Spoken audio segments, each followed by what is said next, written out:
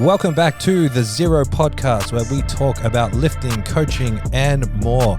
You can learn more about Zero by going to www.zero.com.au. That's Zero with a W. We are also proudly sponsored by Establishment Coffee. Head to establishmentcoffee.com.au. Use the code 025 for 25% off and free shipping.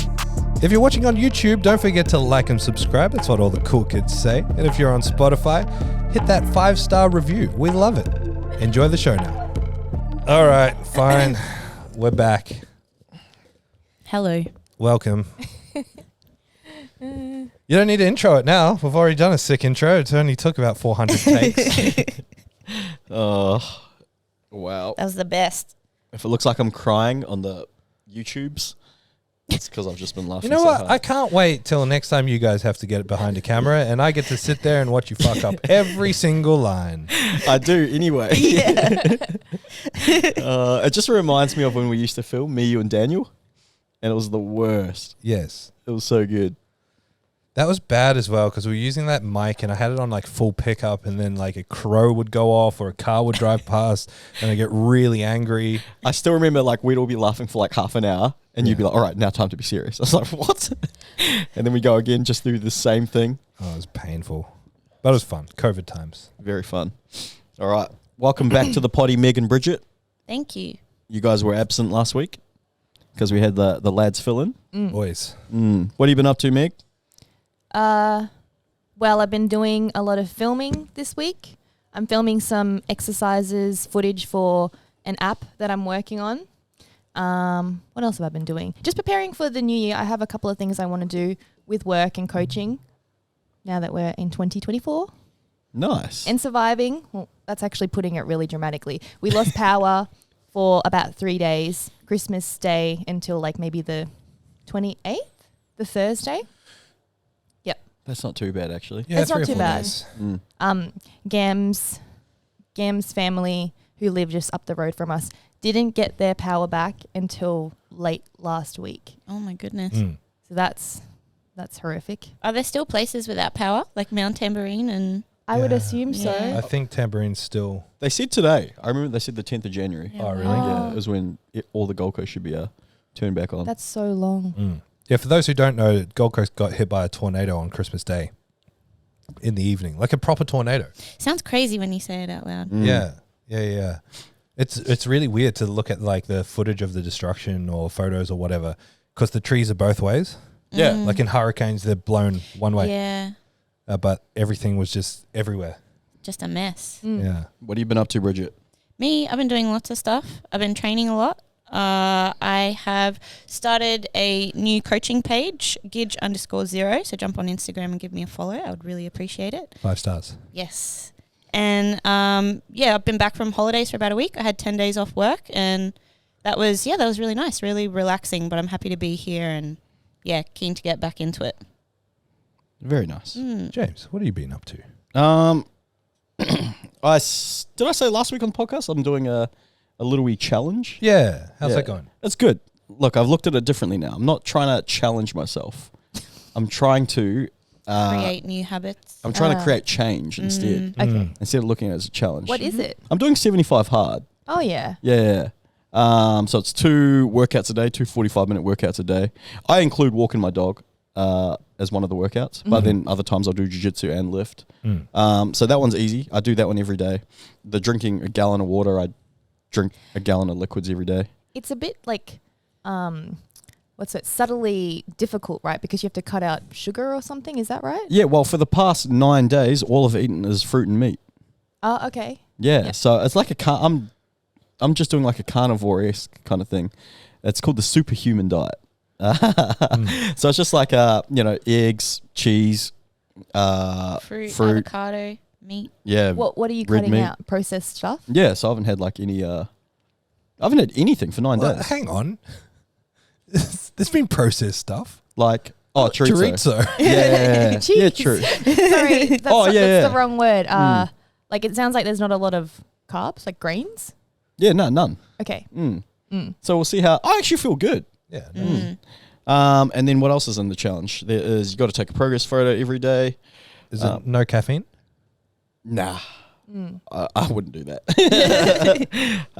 Read 10 pages of a book every day. Follow a diet. No cheat meals or alcohol. Drink 1 gallon of water. So I've been reading The Alchemist. The Alchemist. Oh, yep. That's a cool book, eh? I don't know it. I don't I've heard of it, but I don't know what it is. Yeah, I'm actually engaged with it. I was like, oh, fuck, this is actually really cool. Nice. So I found myself reading a couple more than 10 pages every night. So that's really cool. So that's what I'm doing. Staying strong so far. Day 9. Doing good. Doing great. Nice. Is 10 pages front and back? Like that's one? Nah. So it's 5 pages. Why not? Because the pages are numbered and it's not the same number front. Yeah, all right. Yeah. Meg's trying to throw me off already. Meg. That's a good point. It is. It is. Yeah, you're right. No, this book doesn't have any double-sided pages. Oh, really? No, I'm just yeah, so I'm doing that. Nice. The nutritionist, the scientist in me cringes every time I hear someone say they're cutting out sugar. So what the fuck does that even mean? Yeah. Like when you guys hear that, what do you think? Well, if you took it literally, you'd cut out Fruit and everything. everything. Yeah. Yeah, but there's sugars The sugar in meat. and meat. Yeah, exactly. And your body processes things into sugar even if you don't eat carbohydrate. What I think it is for the people that say that are just they don't have any real understanding of training and nutrition. So they think that's the first thing they need to do. They're like, sugar's the worst thing. Sorry to cut you off. It does make a lot of logical sense and it does work for a lot of people because people associate like sugary drinks with sugar or and chocolate and junk food and all that junk stuff. sort of food with sugar. But it's just the terminology that bothers me. Oh yeah, it's horrible terminology. You'd rather hear them say, I'm going to cut out the foods that I correlate with sugar, such as highly palatable No, foods. I'd rather hear them not open their mouth. It's like, no, you're just cutting out the foods that have caused you to have a poor relationship with nutrition and health. Yeah. Nice. But, but I think, do you think that at the end of it, because like cutting out anything completely can be extreme, that you'll go like from one end to the other? Like I haven't had cake in 75 days and it's going to feel... Yeah. Bridget's like nodding in the back. Super extreme. Very extreme. Yeah. But like I said, I need to change my eating habits. So I'm like, this is perfect. Yeah. But I'm not going to eat like this forever. It's dumb. Like, who doesn't like a sandwich? Like a So little then reset. what habit are you changing? I'd say my binge eating. Okay. So I'll eat really good like 90% of the time. And then 10% of the time it's like, oh, sweet. There's, like we've said, oh, there's chocolate there. I should have 1 row of chocolate. Hell no, I'm having the whole thing. Oh, I got a bag of chips. Like, I saw you put up a post on Instagram and you got bags of chips in your cupboard, like, folded up. I don't know how that you do that. The only ones that will ever be folded up is like sometimes we'll buy like the giant Costco bags. Yeah. That Yeah. are like really Yeah, okay. massive. Yeah, true. But I could talk about this forever. We should probably save it for another day, but I really could talk about it forever. Like the excess consumption of anything, I never actually think is about food at the end of the day. I think it's like a way that we conceal dealing with other feelings and just coping. well, mine's like, I only do it late at night. Yeah, okay. I don't ever, it sounds silly, like, but I actually don't eat like really eat junk food at any other time of the day. Just late night watching TV. Is it cravings or is it more like it's such a habit of mine? It's like I think it's an addiction. Like, you have a taste and it's like, bam, I need to eat more of that. Yeah. And then after that, it's like, you idiot. You did not need to eat more of that. I don't know. Does this sound like an eating disorder? It probably is a little bit, but like, it's just me being completely honest. You know how some people are like, oh, nah, it's because I train hard. And it's like, nah, I think mine's an addiction. It's like, sweet, I've already, had the whole day. I've trained, I've gone to jiu-jitsu, I've eaten. I was like, now what can I have? I mean, I don't think any of us can diagnose you, but a lot of us deal with little things like that, like behaviors that probably point to something we should work Like on. rewarding behavior. That's one thing. Yeah. Yeah, it's like, I remember, it's like, yes, I've done this. Now what can I have? It's like, why do I need to reward myself? Yeah, I understand that. I think a lot of people maybe who have very demanding jobs perhaps that aren't very flexible I think they reward themselves with like maybe alcohol at the end of the Yeah. day, which Well- I've never been able to relate to, but I know it's a common thing in Australia. Well, I know in the past when I've worked like shitty jobs, like my most exciting part of the day was getting a coffee or getting food out. Yeah. Do you know what I mean? So it's like that little dopamine hit Yeah, that you're chasing yeah. because your day sucks so Because bad. it breaks it up. Yeah. So I think that's why lots of so you know when I've worked those shitty jobs, it's like that was the best time of the day. That makes a lot of sense. What have you been up to, Tom, bro? Just toiling away, just working. Nice. Yeah, lots of things in the pipeline. We're getting New Zealand ready to go. Wales is kicking along, getting Sunshine Coast ready to go. Going to head over to China again in a few weeks. We've got a big round of combo racks with the new changes coming, so going to go do some quality control and look over things and just plan for a big 24 pretty much. Nice. Mm. Will you be hanging with the same people in China that you were last time? Yes. Yeah, that's cool. Yes, and I'll be having cheese coffee every day. Nice. Yes. We made the mistake last time of like this weird cheese coffee when you translated it. It was like the highlight coffee at every coffee shop. And we were like, cheese coffee sounds weird. And I'm like, I'm going to do it. I need to try this cheese coffee. And it was amazing. So I'm going to have it every day. Has your mum given him like recommendations? Not really. Not really? I think Thomas is more Chinese than the both of us. Yeah, do it. Yes. All right. What are we grateful for? Meg. Electricity. Because going 3 days without it, because we lost signal too, that was hard. So I'm grateful for that. Nice. Yes. I realize how much you rely on it. There's always like Boxing Day, I was, a little bit hot, a little bit bored. It's like, why don't we just go inside and watch a movie? I was like, no, we can't. There's no electricity. We'll just turn on the aircon. It's a bit hot. We can't. Put on the fan. I can't. Yeah. Were you guys just in the pool? No, because No. we'd been hit by a tornado. The pool, the pool looked like The pool was like green. soup. Oh my gosh, it was Oh, so man. bad. If it wasn't for my mum living nearby and us staying with her, I just don't know how I would have coped. Fuck. It would have been such a miserable Christmas period for so many people. So many people. Well, think of Caro. Yeah. Their whole house got destroyed. That's Yeah. fucked. And so one of our members, Caro, her house got hit by lightning and it ripped off an antenna and pulled the roof off with it. So it was lightning that did it. That's what they suspect, yeah. Wow. So the force of the lightning doing whatever it did to that antenna, which was acting as a lightning rod, just pulled it off and pulled the roof up with it, and then it just caved in. So thoughts and prayers to Caro and her family, Gosh. living it up on the Sunshine Coast. Yeah. Cheers, insurance. No, it's the inconvenience of having to deal with all that stuff. So like we had a big branch go through our roof, and when I say go through the roof, like put a hole in the roof, and so then. That week after we had that massive, crazy downpour for like 2 days, water was just pouring through the ceiling. So just the inconvenience of having to deal with that stuff. So inconvenient. Yeah. It's like at our house because my housemates are away in the Philippines. And then while they've been gone, the house has been leaking like real bad. The fucking numbers on our mailbox fell off. So they're going to get back and be like, what happened to the house? Yeah. What have you done? Yeah. Bridget, what are you grateful for? Mine was the same, but like kind of the opposite. I'm grateful that I live in such a secure apartment and I didn't lose electricity and I didn't have to worry about any of that.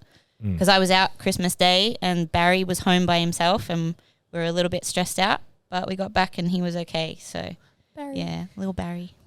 Barry's my cat, for anyone that doesn't know. He's a little person I keep inside my wardrobe. Imaginary friend. Wait, I just realized my pooch is downstairs. Oh, Poots. Oh, someone go rescue him. Oh my goodness. I'll go get him. I'll come back. Yeah. Oh. I am grateful for... He's easy to miss. What am I grateful for? I am very grateful for holidays. Being able to work jobs where you get holidays. I don't, like annual leave is only like really a thing in Australia and New Zealand. Really? Really? Sure. Yeah. Like, Oh, well, I mean, I honestly don't have. I wouldn't know. It's definitely a thing in the UK. oh, okay. So in the UK. Yeah. Um, It definitely works a lot different. But, like places like America, they don't get like paid time off. Yeah, so sick pay is very different in the UK. So here it's like mandatory sick pay that builds up. Like if you're part-time there, sick pay, the employer can nominate whether or not you get it. And there's caps on how much you can get. And so once you go past a certain... Well, I can't remember how it works. It's just not as good as it is here. Yeah, I feel like in New Zealand and Australia, it's head and shoulders above the rest. Yep. Like it's for people like us, it's pretty. You see in America, you see not just America, but you see places like they lose their job and all of a sudden their life falls completely to bits. Like we don't really have that problem here. Yeah, well, America's worse because like your job often is your health insurance too. Mm-hmm. So if you get sick and then you lose your job, that's it. That's how a lot of people get done for. It's sad. Very sad. Very sad. All right. Have you got any more quotes? I am grateful for, Oh, sorry, Tom. Fuck, I always do that. and don't judge me, I'm grateful for toilet paper. And I'm saying this because, I don't know, I was just reminiscing the other day about, I've got tons of toilet paper in the car because I went to Costco the other day. Just reminiscing about COVID. And I remember lining up at a Coles and sort of shoving people out of the way in this mad stampede to go to the one pallet of toilet paper. Oh God. Wasn't it stupid? Australia dumb. started that, and then it just went all around the world. Global. It's so weird. Why is that the first thing you think of? Yeah, because they could have picked any item, and that would have been the item that people went crazy for. Why wasn't it pasta? Everyone get pasta. I'm sorry, but it's definitely an old people thing. Yeah. I don't know. I people watch, right? And I was watching a few old people stockpiling things, and I was like, I bet this person was sitting around having tea with their friends and was like, I've got so much toilet paper at home. We are set for this lockdown. Be like, you're the problem. Oh, man. So true. No, I'm sure it was I'm not being ageist. I'm sure everyone hoarded toilet paper. I'm so surprised that when things came back online that we didn't have massive incidences of people stealing toilet paper from here.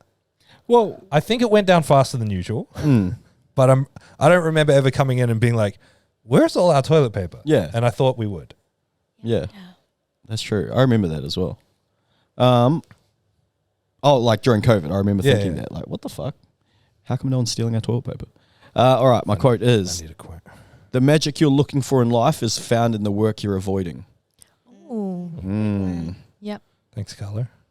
A good one. Yeah, that's from Carlo, from Establishment Coffee. Nice. I like that. I think I've said this on the podcast before, but Carlo's lost 20 kilos since he started training. He's looking so good. Yeah, he looks amazing. Yeah. Mine is, I've had a few clients coming up to me and they've been feeling guilty about overindulging over Christmas. And I heard this one online, and it is, what you eat between Christmas and New Year is not as important as what you eat between New Year and Christmas. Ooh. Nice. Facts. That is big facts. We're going to talk about that later, actually. Okay. Did you see that topic? I did. Yes. My quote is, let go or be dragged. Yes. Ooh. Yes. I like that one. Mine is, he who has hope has everything. Yes. Ooh. Yes. Ooh, I like this. Top of the Google search. Yeah. All right. So the first topic we're going to talk about today is... Nah, I'm derailing this. All right, go The on. last time I listened to our podcast back, and I was listening to one the other day about coaching, and I was talking about how weird it was to go up to the desk and say 500 when Theo did his deadlift. And I've been thinking about this a lot. You know when you're bowling with someone and they get a strike, or you get a strike, and you have to turn around, and you're like, you get that kind of, I got a strike face on me. This happens in coaching, and it's weird to either be on the giving or receiving end of it, to be like, how do I act when I go up to the table and put in a number that I know is going to win, or I know is going to be crazy, 500. And what's the face that I need to make when I turn around? How do I not act smug? And you can't. You just, no matter what you do in those situations, you're smug. I know what you said. You would have gone up and gone, I know you would have never heard this before. No, I'm overly polite to table people because I hate sitting at the table here and having people come up and be like, 42.5. How about 42.5, please? 500, that is wild. Were they like, what? Yeah, no, but now that I've said this, every coach listening is not going to be able to not experience this. When you go to the table and give you a number and you have to kind of walk away, you're going to be like, what do I do? Do you know what I'm talking about? Did you do the Conor McGregor walk when you But like, I can imagine CJ being like real smug when he gets a strike at bowling. He's got a little bit of a pip in his step. Yeah, I can just imagine it. Because, no one can see your face, and then you turn around, it's like the great reveal. Anyway. This is what happens inside an autistic person's head. No, I know what you're saying. It's like when you get like CJ, when like basketball players and they just look at the ground when they get like an award or something, and the whole time they're just staring at the ground because they don't want to look at anyone. I think it's like that. I don't know. All right, first things first.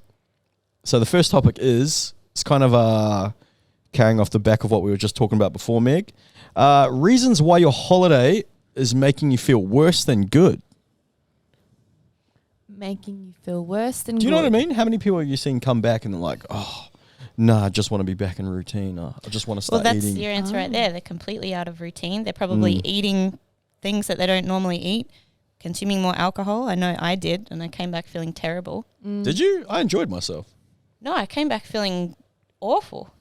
Can we maybe take alcohol out of the equation and save it for like the second bit or something? Because sometimes I feel like that actually has a physical impact on you. But let's just say like overconsumption of calories or maybe less training and what that does. Different sleep schedule, stuff like that. That's like an everyday thing that does to your routine. This is just my opinion, but I think the more you build suspense leading up to a holiday or a festive period or something, and create a bigger contrast between your routine and then that festive period, the worse it'll be. So if you actually, like the month, like November, say, leading up to Christmas, weren't dieting down to get shredded for Christmas, you'll probably enjoy yourself a lot more than if you did. Yeah. Restrict yourself to that point and then jumped into Christmas and then use that as a reason to just eat everything in sight and just eat everything you've been missing.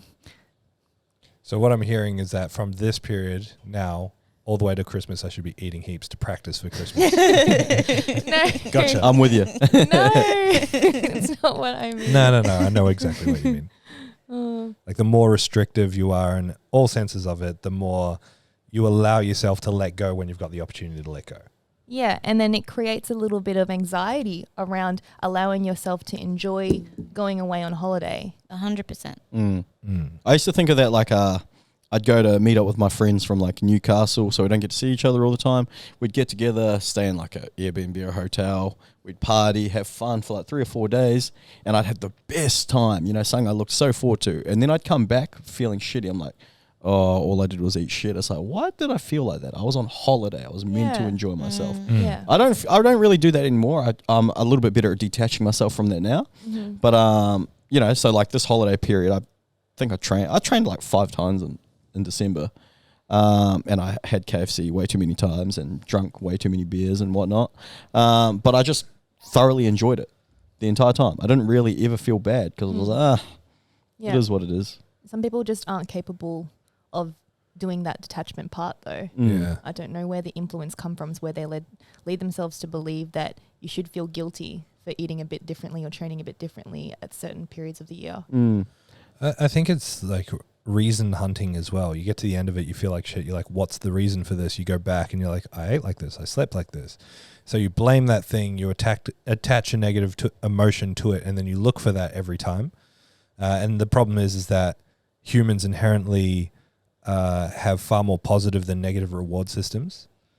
So if James has a long period of drinking and he's like, I'm never going to drink again in my life, and he means it in that moment, within 6 months, he's like, just remembering the good times he had while he's drinking. So next time he's faced with the opportunity to drink heaps, he's like, oh yeah, this will be fun.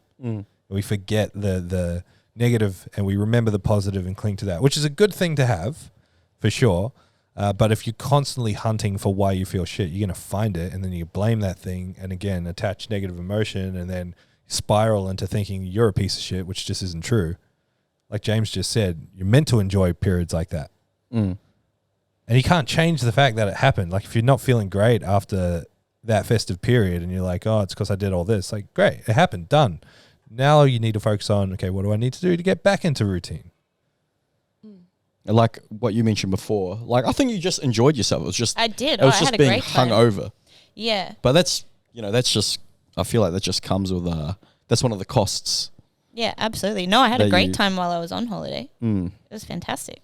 But do it again. I have one thing I have enjoyed is getting back and like I really enjoy establishing a routine again. It's like nice, Definitely. it's like sweet. And once you string a few days together, it's like, oh mad, like it's like I never left kind of thing. That explains so much. That's why every 6 weeks you're stringing together a routine again. It's because you enjoy it so much.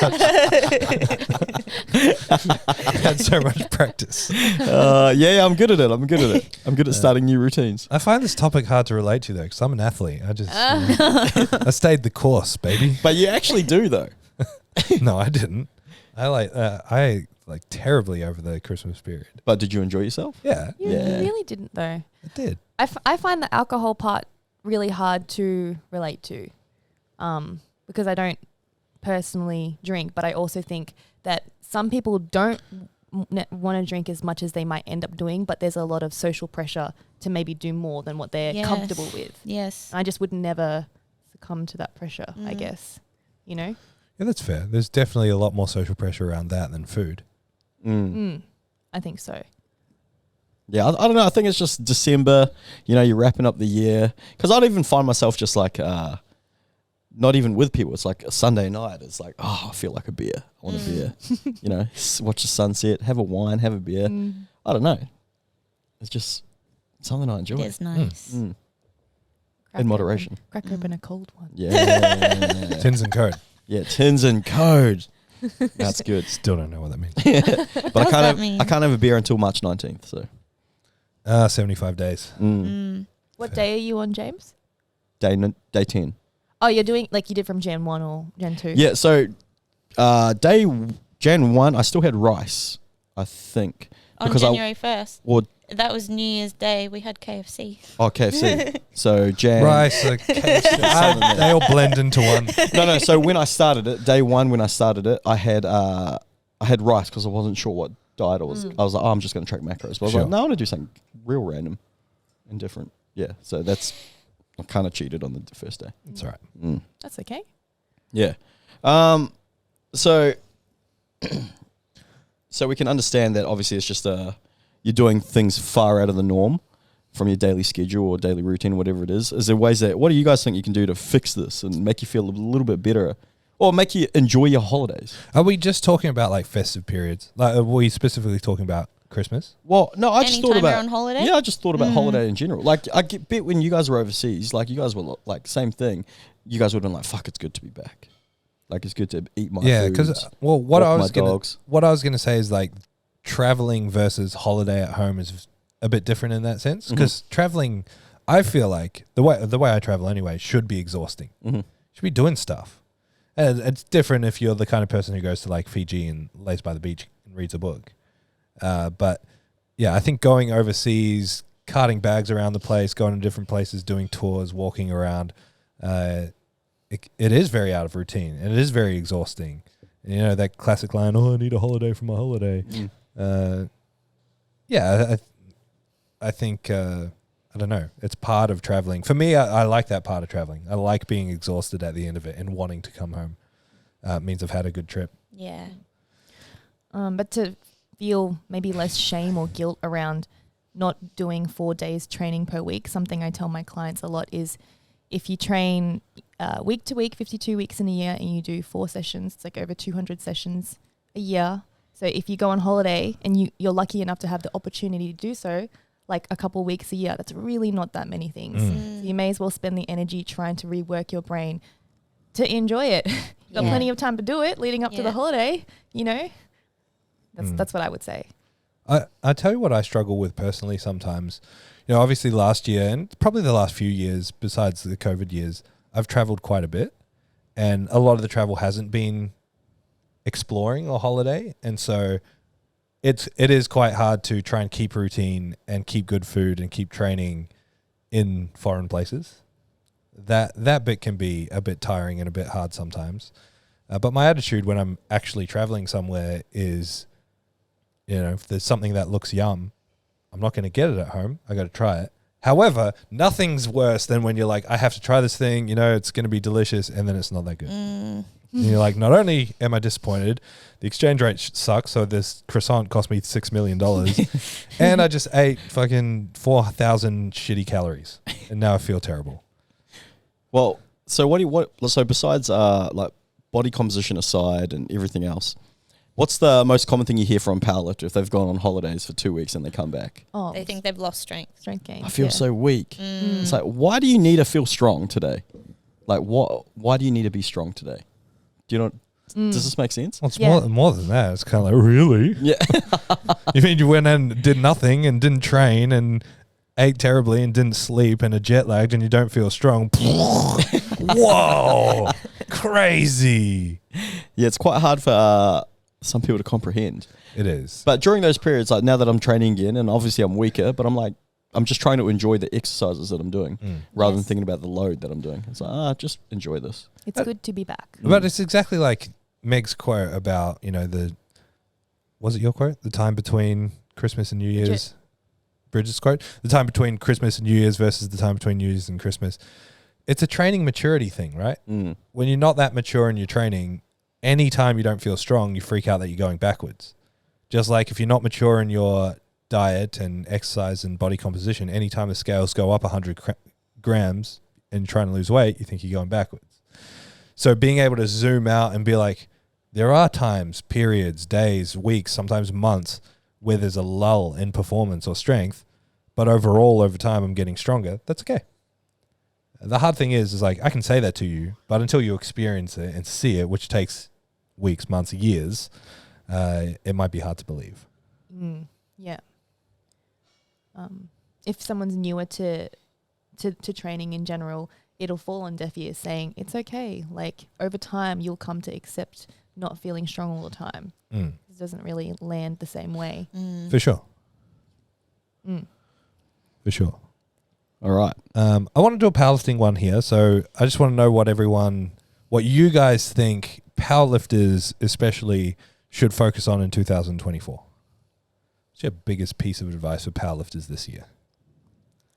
Maybe something that you've learned or picked up on in your own training or coaching.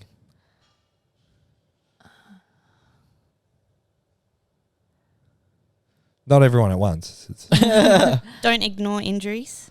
Don't try and train through injuries. Speaking from personal experience. Where has this come from? Yeah. Just, personal experience. Mhm. Yeah. So what would the advice be then? How do you not ignore an injury? Spend a little bit more time training things from a rehab perspective instead of just trying to lift as much as you can, accessories included, not just on SBD. Uh-huh. Yeah.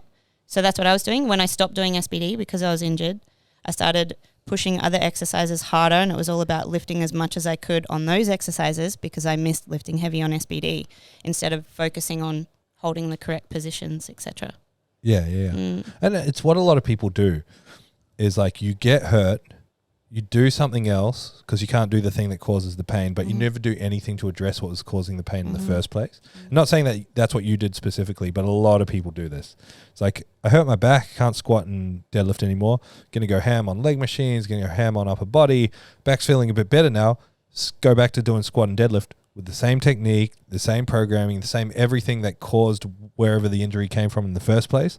Find themselves injured again in 6 months' time, and then get stuck in that cycle. So when you say that idea of rehab, I think it's really important for people to hear. Not only is rehab collaborating with a professional who knows how to prescribe that stuff, but also a deep dive into a self-assessment of why did this go wrong in the first place? Yeah. What is it that I need to change about what I'm currently doing to make sure it doesn't happen again? If you don't know how to do that, talk to us. We'll help you out. My one is going to be, I had to think about a couple. My one's going to be focus on your sleep and recovery. Because if there's 3 elements to powerlifting that are important, so training, nutrition, and then recovery, the one that usually gets neglected the most is sleep and recovery. Yes. I find. What's when you say recovery, what does that like encompass? Like overtraining could be one. I know it's not applicable to everybody, but there's that. What else? Recovery. Adequate sleep, stress management, too. Yeah. Do you know what else I'm going to put under? Have you seen those like reels of like pro athletes recovering versus? Yeah, you spoke about this the other week. I did, like doing nothing. Yeah. Just relaxing. Relaxing. That's what recovery should be, Just relaxing instead of going for, I'm going to go do a 5K recovery run, followed by 10 minutes ice bath, followed by red light therapy. It's like, man, that day was stressful. Yeah. Did you really reset for the week, or you just, it would feel like your week's just continuing? It's the same thing with business stuff. Like athletic pursuits and business are very similar. People get obsessed with the idea of productivity and they never stop and define what productive is. So if me spending 6 hours playing PlayStation straight, not thinking about work, not looking at work, makes me work better the next day, that's productive. That's a time spent productively. And so people think that productive has to be working towards the goal and not assessing what doing nothing is contributing towards the goal. And so exactly, that's the perfect example of like athletes doing nothing and chilling out. It's like, that is productive. That is recovery.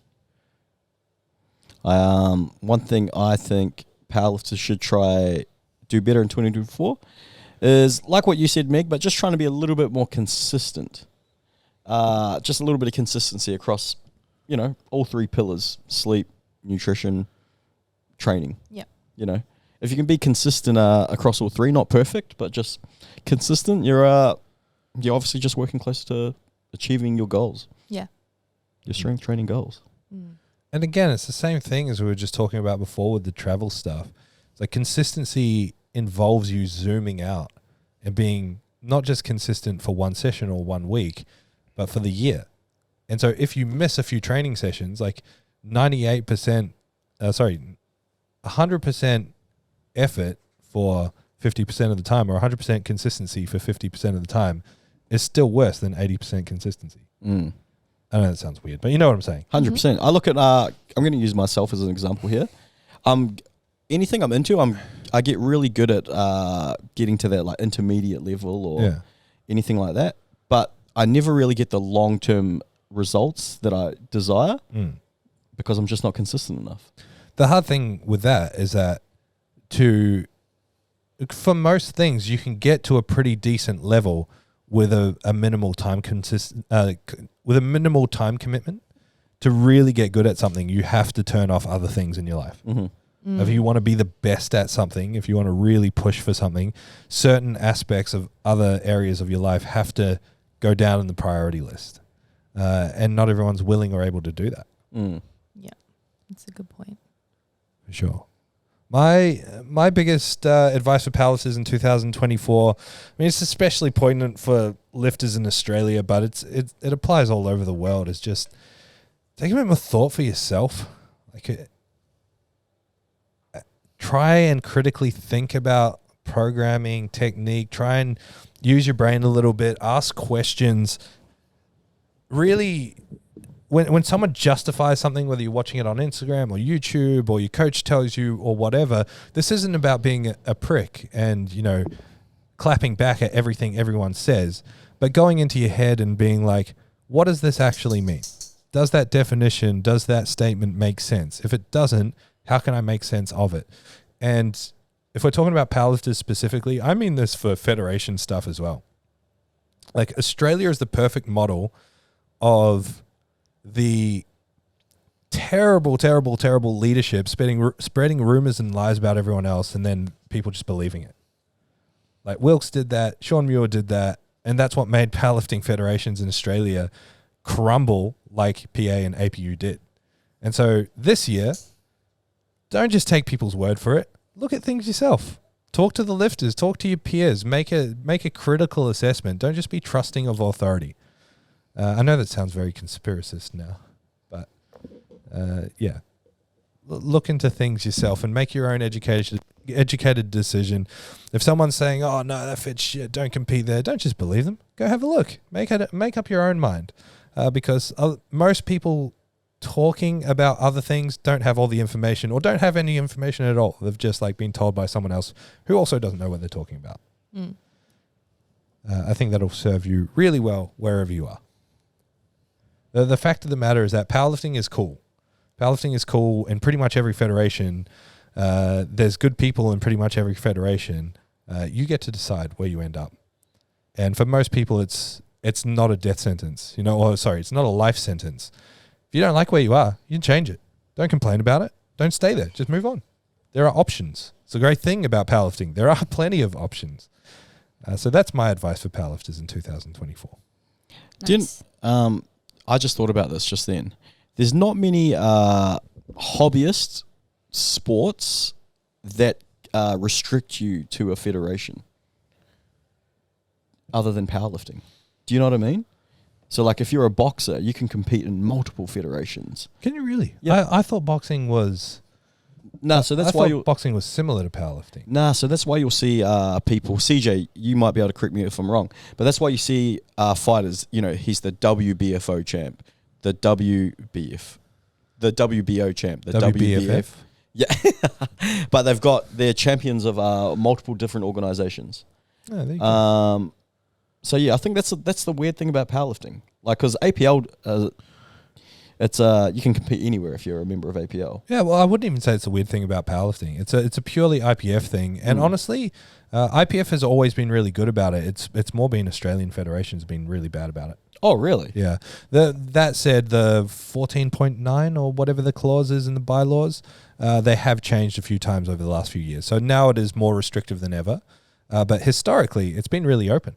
Oh, wow. Which is why I could always go to New Zealand and coach. Mm-hmm. It was just very much an Australian thing for a long time. Now I know for a fact it's a little bit more difficult, but that's not even a powerlifting thing. It's just an IPF thing. Mm-hmm. Yeah, I don't know. I just look at every other sport that managed to grow, larger than its capacity that it's currently at. It's because they don't have those kind of restrictions. But yeah, if you can think of that, because I can't think of any other sports. Yeah, I don't know. I don't know enough about other sports and how they work, to be honest. I had one more thing, but I don't know if it's really I don't know. You guys can just answer it. What is it? It's how to optimize your sleep for performance. Sleep more? How do you sleep more? I don't know, find a routine, a bedtime routine, and turn all devices off. They say like 45 minutes before you planning to go to sleep. Something about the blue light keeps you awake. Opposite. Blue light filter. Oh, yeah. Sorry. Yeah. Sorry. Less caffeine throughout the day. Yeah. Mine's have a boyfriend who goes to bed at 8:30. Who is he?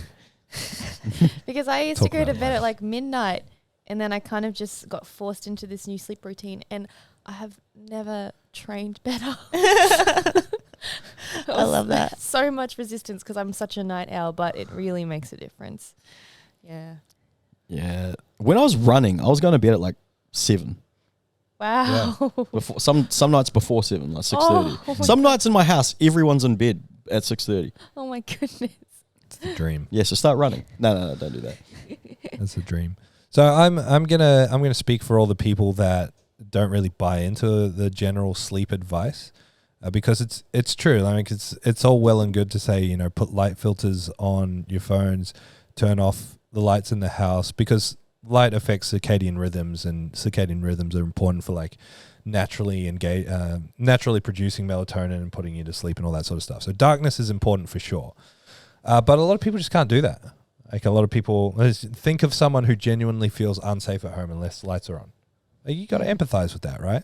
Or someone with children. The children need the lights on. You got to empathize with that. So screen time is another thing. Don't watch TV before bed. Why not? Lots of people fall asleep with the TV on, or need the TV on to fall asleep. There's nothing wrong with that. Or read a book before bed. If you told me to read a book before bed, no thanks. I don't read. And I certainly don't read before bed. So I'm not going to do that.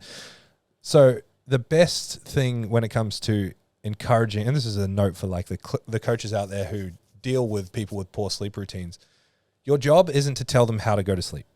Your job is to help them understand that sleep should be a priority if they want to reach their goals of performance, and then sort of help them find ways in their own lives that they can prioritize sleep. And that'll be different for everyone.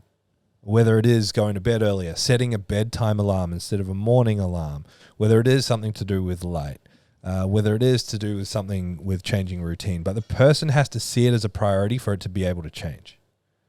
They're not just going to magically start doing stuff because it won't fit into their routine. They have to make it a priority, and then once it's a priority, they'll be able to find actionable steps that they can change. And the other thing we need to stress for people is like, yeah, optimal sleep is going to be 7 to 9 hours for performance for people like powerlifters, right? Not everyone can physically achieve that. You know, again, whether there's children involved or shift work or whatever it is. So our goal should be always to improve, take a step towards better quality. You don't have to go from 4 hours to 9 hours. But if you can go from 4 hours to 4.5, from 4.5 to 5, that's what we're looking for. Like a steady improvement to where you need to be to hit the kind of goals that you want to achieve. Where do you find, what's the perfect amount of sleep for you? Or what would you ideally like to have every night? 8 hours is 8 to 8:30, 8 to 8.5 is ideal for me. What about you, Meg? Same thing? Yep, about the same. What about you, Gidge? 8, but I get that and more sometimes, and I still feel tired, so I don't really know. If I have 6 hours, I feel good. Yeah. If I can get 6. Yeah, and it's contrast, right? You spent so long getting 2. So getting 2? That would have been a good night. Yeah, well, let's say on a good night you're getting 2. Getting 6 is triple the amount. Like literally triple the amount. It's a big difference. And that's what people need to understand. You know, people who say, I operate fine on 3 to 4 hours a night. No, you don't. You've just adapted to feeling terrible all the time. You don't know what good and normal feels like anymore. All right. Should we wrap this up shortly? Quiz. All right. I've got a quiz. All right, Bridget. Because you know all the answers. Am I not allowed to do the quiz? No, you are. But the first question, I'm going to ask these guys first. Okay. And then you can try answer it. Okay. All right. First question is, who was the founder of Springfield? This is a Simpsons quiz for anyone wondering. Oh, yeah. Sorry. Simpsons quiz. Yeah. I don't actually know this. The guy with the cup. The guy with the cup? No, that's talking Mo. about Chief Wiggum? No. That's Mo filling up a beer. With a Mo furry Seagull. hat. Yeah, with the raccoon skin hat. Oh, Give me a yeah. clue. That's right. Do you want me to give you his initials? Yeah. Yeah. JS. Jebediah. Yes. Jebediah Springfield? Jebediah Yes. Springfield. There you go. Nice. Nice. All right. The next one is, this is an easy one. This is open to everyone. I want his full name, though. Ooh. Who owns the power plant? Charles Montgomery Burns. Oh, Yes. Jesus. See Montgomery Burns. Yes. All right. Smithers by his side. Yes. Waylon Smithers. Excellent. All right. You know, This with one. the computer, and it's like, you're quite good at turning Me on. All right. This is for everyone. How old is Bart today? Oh. Like today? Mm.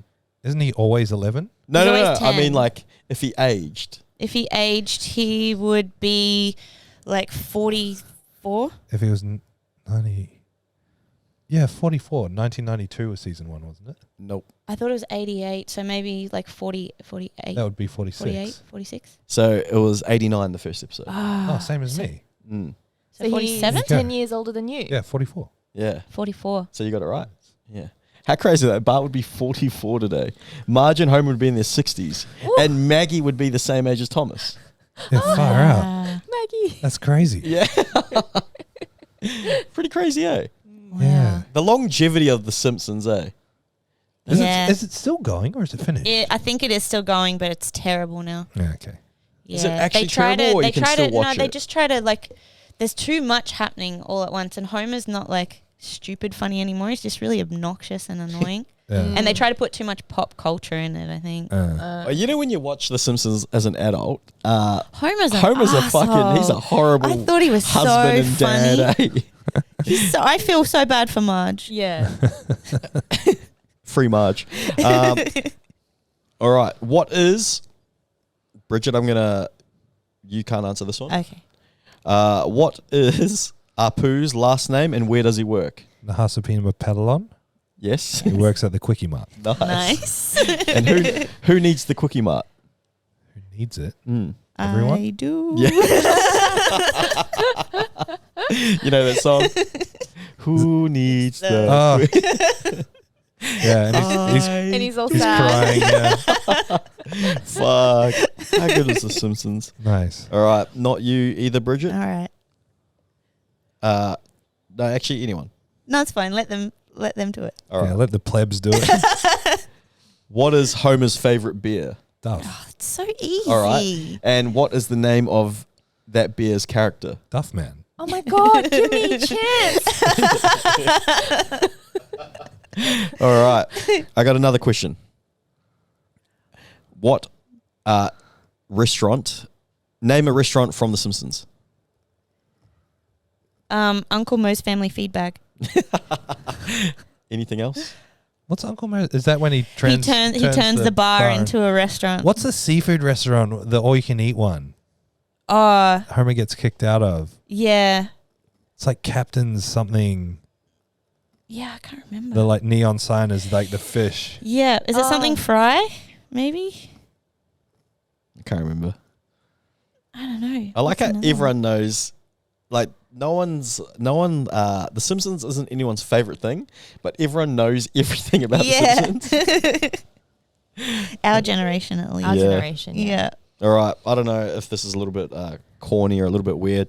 Is there anything you guys are leaving behind in 2023? You know how people say that? I'm leaving behind toxic energy. Or, like, you know how people say that kind of stuff? That shit's corny. My strength. The remaining cartilage in my hip. Yeah, I'm hoping to leave injuries behind in 23. That's not going to happen, but, you know, that would be what I'd like to happen. Plenty of stuff. Can we present it next week? You sure can. Yeah, let's I'll have a think about I'll think it. of like maybe a couple, like 2 or 3. It's funny how I just said that one. Everyone here is always very injured. Not always, but do you know what I mean? Always a few niggles. All right, that's us. Thanks, fam. See ya. Bye. Thank you so much for listening to the ZeroW Podcast. If you want more information, head to our Instagram, @zero_weakness. Hit the link in the bio for all of our services and any information on upcoming workshops and events. Don't forget to leave us a 5-star review so we can have a broader reach and answer more people's questions. Thank you once more.